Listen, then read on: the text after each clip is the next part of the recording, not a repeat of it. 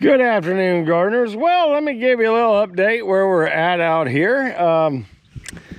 This is going to be the summer pasture, and Brett and I worked on it so far. I went through here with the mower and topped it a little bit. It had gone to seed, and it was pretty stemmy. And I know you get to a certain, it's good to probably have the pasture clipped a little bit, or grass clipped a little bit.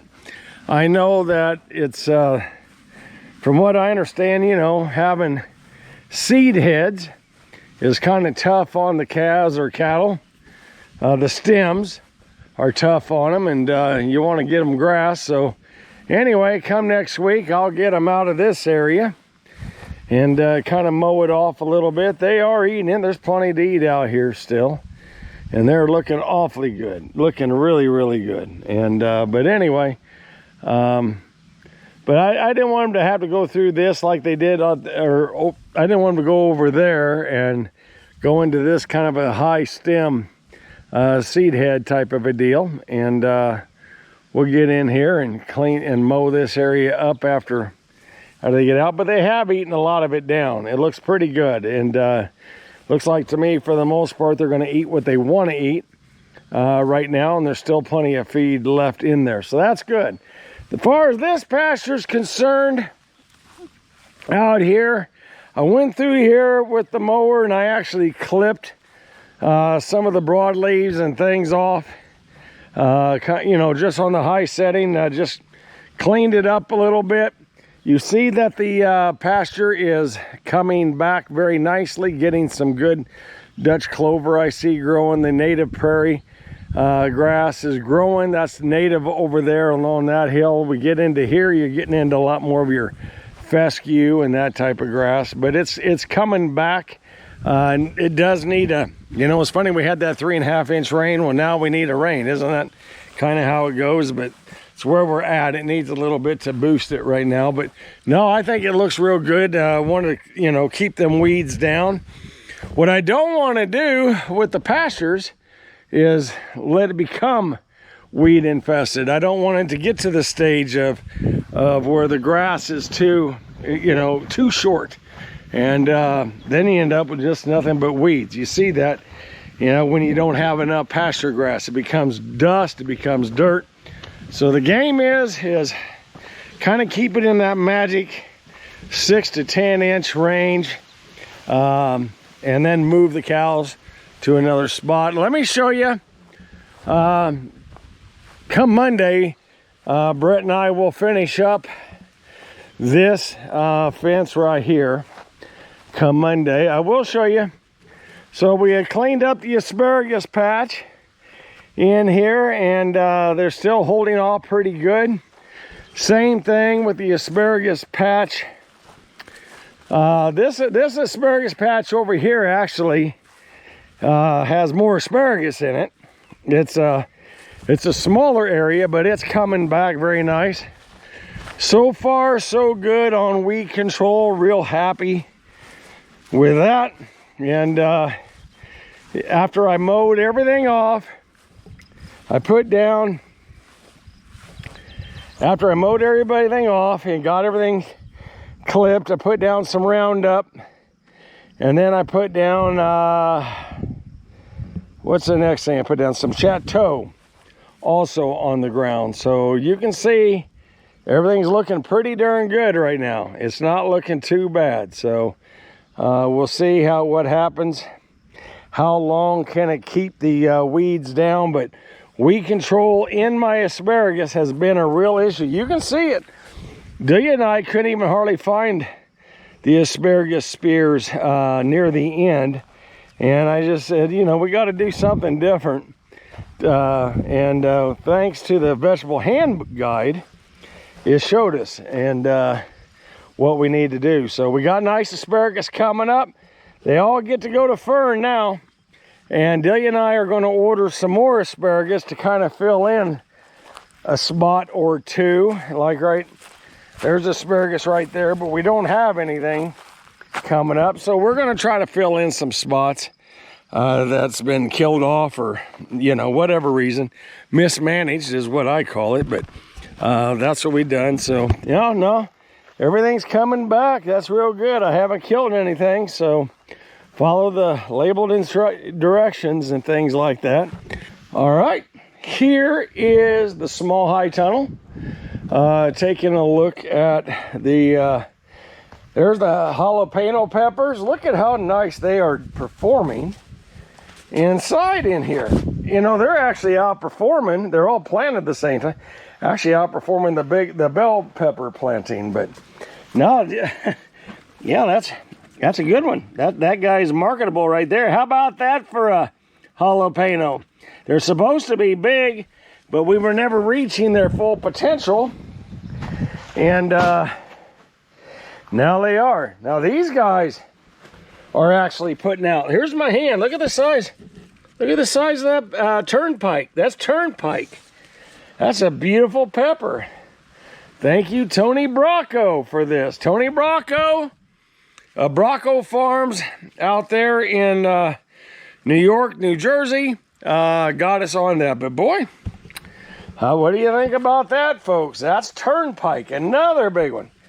Definitely going to be going to market this week. Look at the size of that darn early season bell pepper. So we just need, we'll see how many we can get off of it, but certainly the cherry tomatoes are certainly putting on cherries. We just have to get them to the ripening stage. It takes a while, doesn't it? Delia's got more zucchini ready to go out. I see that right there. So that's good. We can go ahead and do that. Let's take a look. She has been harvesting quite a bit of the cucumbers. Look at how nice they look. Look at them cucumbers on the base of them plants. And then, of course, this here's the second planting here. Remember, we had to finish. This was the ungodly spinach out here. Well, guess what? Now we're in tall cotton. There's one. Yeah, that one's working. I don't know. All right, so we got a different type of cherry tomato down here, and you can see the height difference. Don't know why. We're gonna let these guys grow. Whatever wants to take off, let it grow, because it is not wanting to. It's not wanting to go vertical, and you do need them to go vertical. Have our crimson sweet, our sangria, Athena, Aphrodite, sangria, Athena, crimson sweet. In other words, we got ourselves a lot. Looks like they need some water in that lettuce down there. I better hit that with some water. We have more bell peppers. That's just darn right un-American right there. Look at them bell peppers. More. We're getting into your red knights. Getting into some more turnpikes.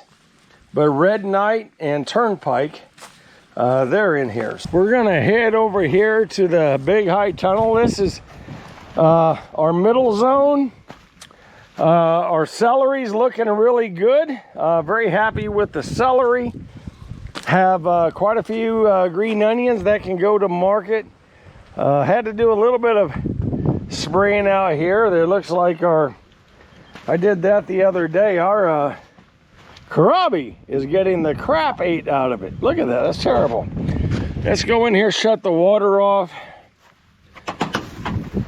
to the big high tunnel. So I'm seeing, you can see if these tomatoes start looking a little bit puckered. Make sure you get enough water in them. There's a lot of vegetation out here right now. A lot of vegetation, a lot of fruit. You have to not only feed it, but you need to make sure you water it. So, yeah, you got that little puckery look there. So make sure you get plenty of water in your plants when they're doing that stuff. There we go. Water is off. I gave them a good watering there today. What's really nice, the first 4 rows, this too is BHN 589. These 2 rows are red deuce. You can definitely start to see some size differences between the varieties. This one is caught up These two rows are, I'm gonna botch the number, but it's like STM 2350 or 2255.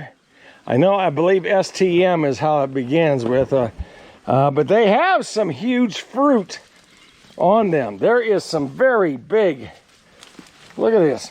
I mean, that's a nice one right there. Look at the size of that nice fruit. So they can put on some fruit. We're excited to see how we do in here, but they are putting on the fruit and definitely growing. I mean, I'm having to put the old strings up on these guys. They have caught the height of the red deuce. They're neighbors right next door. Remember, there's about a month difference in age between the two of them. Now, red deuce by far has more foliage and more tomatoes on it as of right now. But these guys are coming into their own. And last but not least is, oh, I guess you can say I kind of treated the last row like a stepchild. And that's, if you're a stepchild, I don't mean no harm. But anyway, the point is that this was planted last, the last row. But these two rows is Florida 91. Now on the high side, so the last planted row is this row right here on the right, and they're both Florida 91. But the good news is look at the foliage that's coming on. This row is like always, we get down here to this side, it kind of gets a little bit too neglected and things like that. Well, these guys look fantastic right now. They look great. This Florida 91, a lot of new growth. They're just starting to put out, you know, they have just very young tomatoes growing on them at this stage. And remember, we intentionally planted in stages because we kind of felt like with the determinate variety, you hit that kind of the determinate variety wall, meaning that you're going to get this huge amount of tomatoes all at once, or, you know, within a 3-week period. And then there's a little bit of a period before they come back. A lot of people think that you get one batch of tomatoes out of a determinate. However, if you have enough time, here we're in a high tunnel, so we get a little bit earlier start, and we turn right around and we get a little bit later season, a little growth, without the frost being a problem. You can get another harvest out of them. You can get a whole nother batch of tomatoes out of your plants. So bottom line is we planted this batch second behind that to fill in the gap, and to also not let us have too many tomatoes all at one time. So if we can have a little temporary pause in the whole house, instead of the whole house coming ripe all at one time, now we have it a little bit in stages in here, which will help out even out our farmers market. There'll be less wasting of tomatoes. Now, nothing ever goes to waste around here, but the point is that we can get top price. We won't be sitting there, we won't be bringing, I don't know, you know, 30 boxes of tomatoes and selling 20, that type of thing. Of course, we can always use tomatoes one way or the other. I'll can the tomatoes if worst push comes to shove, but this buys us some time. Why don't we go through here and I'll show you where we're at on green beans. I want to talk about that. We'll go talk about green beans, and we'll look at the rest of the farm. So here's the last planting of green beans. I got to get a garden tiller in here, till this area up, but boy, it's looking pretty good. A lot of beans, and we just got to get the weeds controlled. Over here, I actually got them sprayed. Not as good of a stand on the first two plants. As a matter of fact, it's absolutely terrible. But we do have, on the few plants that survived, we do have some blooming going on. So we're going to have a few beans, not much. It's more like a mess for ourselves. That's kind of where we're at on that. Take a look at our onions. Our onions are getting there, folks. We do have some Texas sweet here that, for whatever reason, they say they're done. See how they're laying over? You got an onion that's laying over, they're saying they're done. So we can go ahead and pull them out of this zone. Look how nice them are. Yeah. It's all, whoop. I have to get in there and dig that guy out. There we go. Yeah, I'm actually surprised at how early some of these guys are coming on. We'll go out here and they just are. There's another one. We already got ourselves some beautiful Texas sweet onions that says they're done. And we're gonna help them out. That guy could go a little bit. When they're laid over on their side, they're done growing. This guy here, see how he's weak? He's done, but look at the size of that bulb. Beautiful, beautiful onions. Texas sweets. Look at that. Another one. Pull you out too. Even a small one looks good. Yeah, nothing like to hear that wonderful. Look at that. Look at the size of that nice onion. Look at that. That's how you raise onions, by golly. Another one. All right. Ain't that something? Now we got a lot of these onions are still growing. I'll be dang. I'm just amazed at how early these guys matured, but they look great, don't they?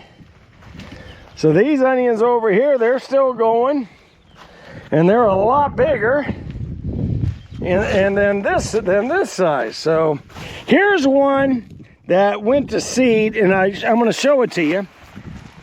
See how it's kind of a funny looking onion? That's kind of, I'm surprised it bulbed out as nice as it did. Lots of times they wouldn't even bulb out that nice. But there's one.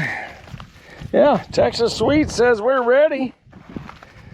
But not the white ones. The white one says we're still going. We're still adding on more. I'm kind of anxious to look at some of these reds that are down here. Here's one that's been over. Let's pull that guy. Look at the size of that beauty. Look at that one. We have overachieved on onions. Wonderful, wonderful, wonderful. I'm just going to put them up here. I didn't, well, there's a, let me step over. I think we're going to be busy pulling a lot of onions here soon. There's another one. Look at these. People are going to love these. They are absolutely going to love these. Let me pull this one weed here. I actually thought, I kind of thought when I saw them, I says, uh-oh, they're dying for some reason. We got in here late to kind of weed, and I thought, well, maybe we messed up. There's another one. See how it gets out lame? You know, how the gets all flaccid and whatever. We'll go ahead and it's time to go ahead and pull them up. And especially on a nice cloudy day today, they can dry. Get them out of there. And where's the reds? There is some big onions in here. That is a big onion. Just got to find there's some reds. Here's some reds, but nobody's wanting to die back yet. Ain't that nice? Look at the size of some of that's all. Those are red onions there, folks. Look at the size of them. You can tell. I mean, look at the girth of that onion, right, of the stalk. Look at the thickness of the greens.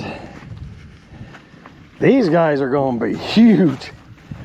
They're going to be some nice big onions. I'm just looking to see if there's any onions down here that are wanting to be backward. See, here's an area we never did get back in and cleaned up. There's some green onions in here, but boy, getting rid of that. You know what? Yep, I knew that was going to happen. Let's take a look at it. These are still going. I do not know which red onion this is. Let's see if there's a sign down here. Nope. No sign there. I don't know. It's a little bit weak here, but no, we kind of lost it. It's either red candy or red Zeppelin. I think those are the two that we have. I'm following it up here to see what we got. We're still in the red. Now there's the breaking point, but there is no sign it fell out. And again, you look over here, I think those over there are Walla Walla. And look at the size of that. Look at the size of them. Oh my gosh. Look at, here's one that's going to seed. Take that off of there so it doesn't do that. Let it go. Take them off when you see it. That's only one out of everything I've seen so far. But you got to get that off of there. But I think them are candy or Walla Walla, whichever ones they are. Let me go ahead here and get rid of this palm amaranth.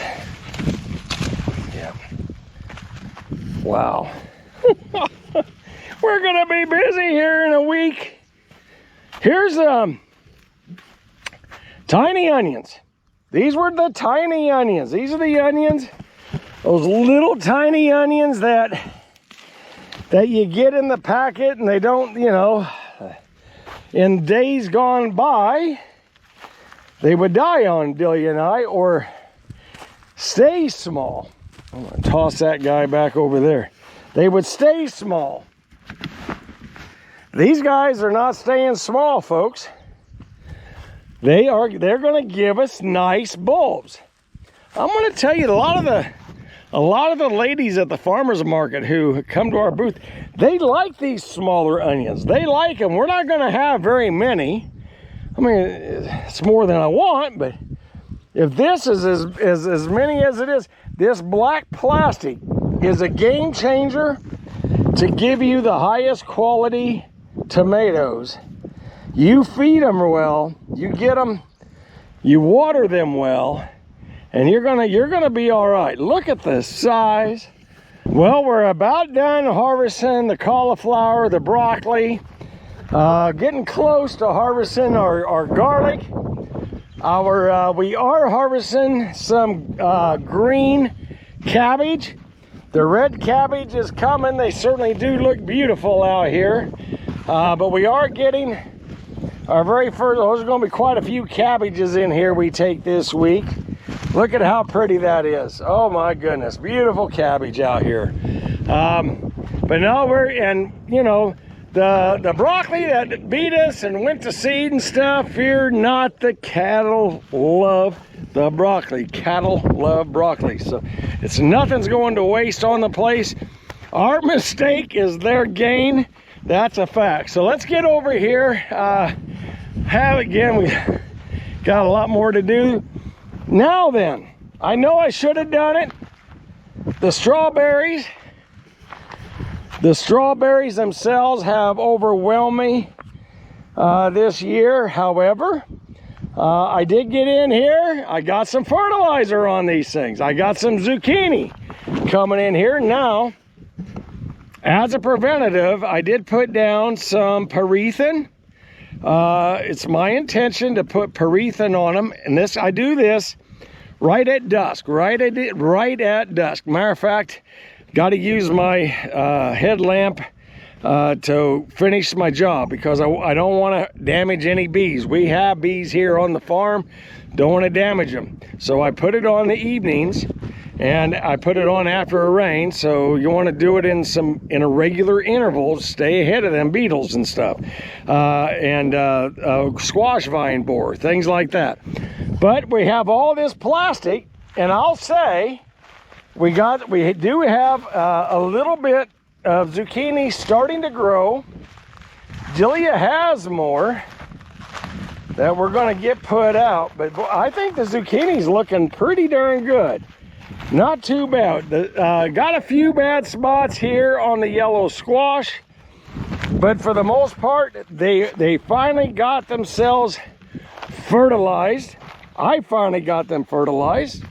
I kind of followed what I do in the high tunnel for the bell peppers and for our tomatoes. I kind of follow that, like that 9, 13, 30. I think that's about right. 9, 13, 30, could be 9, 20, 30, something along that line. That's what I've been putting on liquid fertilizer on these guys. It's just been a few days since they got their very first fertilizer treatment, but they are looking a lot darker green. The okra is looking mighty fancy. And out here is our outdoor bell peppers, peppers in general. I probably ought to honestly just go out here, harvest, take off the peppers that are on these young plants and save them so that they can put out some more greenery. I don't know, but we'll see what happens there. So moving on down the farm, let's take a look here. Got in here, sprayed some Roundup here to kill some of this water hemp palm amaranth in this zone. I really wouldn't mind coming in here, planting some green beans, but we might go in here and put a couple more plastic rows in here. It wouldn't hurt. Our first Yukon Gold potatoes. I think you guys, hopefully you'll watch the video of us digging the Yukons out. But look at how nice the potatoes are. Now I did spray some Perethin on the potatoes because I had a very bad problem with Colorado potato beetle out here. Had a little bit of aphids, not much, but had a little bit of aphids. Here's where Brett and I actually hand dug the other day. I wanted to see, are the Yukon Golds ready to harvest? And the fact is they sure were. So, and right here is I think it's our purple potato. I think that's the purple potato. And I'm 99% positive. I think this is the red, the last of the reds, and I think over here is the purple. And they even have a pretty flower. They even have a nice dark color. They're giving us a second, there's a water hemp. They're actually giving us a second growth. They're really putting on some really nice foliage, this purple potato. You know, the thing that's bad about the purple potato out here is I actually had to get out here and I had to, it's an expensive bag. I picked it up at Tractor Supply and for one customer, and I had one customer said, if you have the purple potato, I'll buy it from you. I said, okay, I've never sold it. So here we got it, but it's not at a good price. I know I didn't do it at a good price. So if you guys can tell me where you get your purple potato at a reasonable cost, please let me know. I'd also like the German butterball potato. I'd like to get that at a reasonable expense, kind of like what we do. We pay $25 for a 50-pound bag. That's what we're paying. So anyway, 22 to 25. Here we're slowly working our red potatoes out, getting that, but we've all of a sudden harvested a lot of potatoes off of these 4 rows. So they've done very well. Strawberries, they're done for the most part. Got to get in here, clean things up, get some weeds taken care of, and we're going to get in here and thin this out. So let's take a look. You guys was with me when I first did the very first planting. Me and you started right here with the spaghetti squash. We go spaghetti squash, acorn squash, and last but not least, we have our we have acorn squash, and then we have butternut squash at the very end. Right here we have Athena cantaloupe. Look at the Athena cantaloupe. They are really doing very, very nice right down here. Now you can tell where it got wet. You can see how much water was standing. Remember we got that 3.5 inch, 4.5 inch rain. Well, you can see where everything kind of slowed down, and they're having to go through, you know, we would all slow down if our feet was in 4.5 inches of water. So anyway, that's what it is. They're slow right now, but they're not dead. They're not dead. I got in here and I was actually able to fertilize. Again, I used, kind of treated them in the, like I do the tomatoes and whatever, at 9/13/30. Gave them a little bit of, a little extra of calcium nitrate. Got that in here, but they're looking real good. Over here, we're getting into our sangria and our crimson sweet watermelons. Look how they're all vining out as well. As you recall, last year we're using the same beds. These guys are going to have this bed. It's hard to imagine. They're going to be totally full right here. What I got is about 8 foot between the beds right now, 7 to 8 feet between the beds. It will not be long before these guys are all going to be crisscrossing and all of that. Look at the amount of blooms that's happening on these Athena. Isn't that nice? Now I came out here, and again, I did a preventive. I put down some perethin into the evening. There's a bee, and it ain't gonna hurt the bee any at all because I did it at night.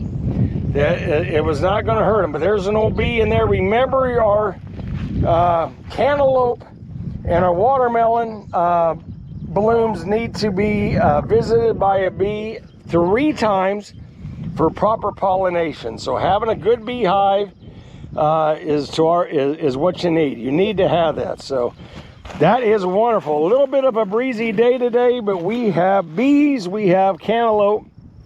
Everybody's looking good. No weed competition here. Isn't that nice? Also, you see the leaves are nice and bright.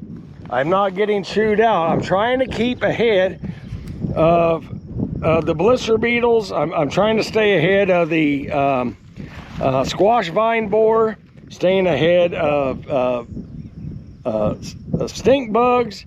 What else is it? We got cucumber beetles. Got it all out here that can really harm these plants.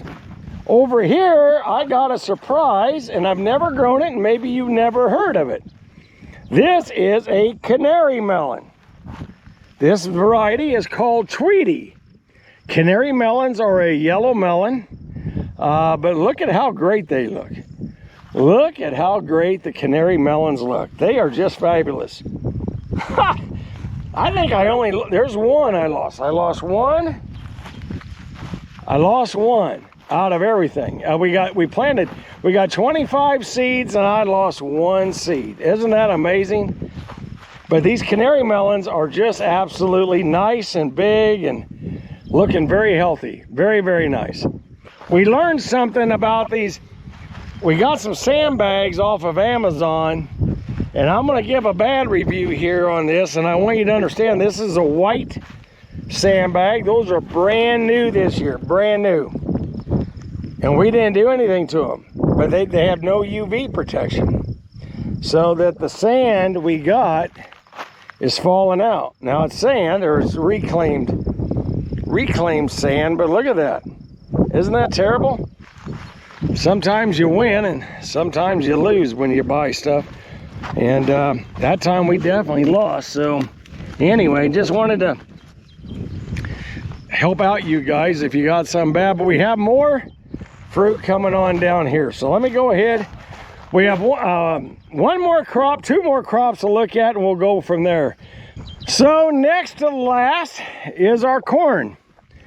Now last week I had a real issue with weeds. I got in here and I sprayed some atrazine in here, and look at how well the weed controls occurred. Look at how they're going to canopy. This was all velvet leaf. I still got some. I had to get in there and hand spray some of that, but look at how much better these guys are looking in here. Just has a little bit of where the spray didn't quite force itself down.